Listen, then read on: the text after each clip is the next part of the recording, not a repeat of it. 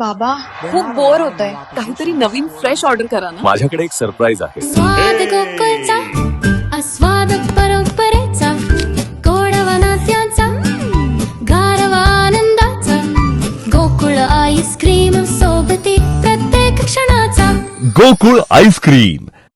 उन्हाळी सुट्टीनंतर पुन्हा एकदा शाळा गजबजल्या. नवीन शैक्षणिक वर्षाला आजपासून सुरुवात होतीये.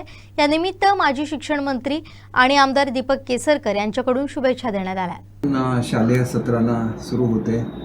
महाराष्ट्रातले सर्वच प्रमुख, आमचे मुख्यमंत्री असतील, उपमुख्यमंत्री असतील, सर्व मंत्री असतील, पालकमंत्री असतील, आमदार आहेत, जिल्हा परिषद अध्यक्ष आहेत, सर्वच लोक शाळांना भेट देणार आहेत, मुलांना शुभेच्छा देणार आहेत, पालकांना शुभेच्छा देणार आहेत, शिक्षक वर्गाला शुभेच्छा देणार आहेत. या निमित्ताने मी सिंधुदुर्ग जिल्ह्यातील सर्व विद्यार्थ्यांना, पालकांना, शिक्षकांना मनापासून हार्दिक शुभेच्छा देतो.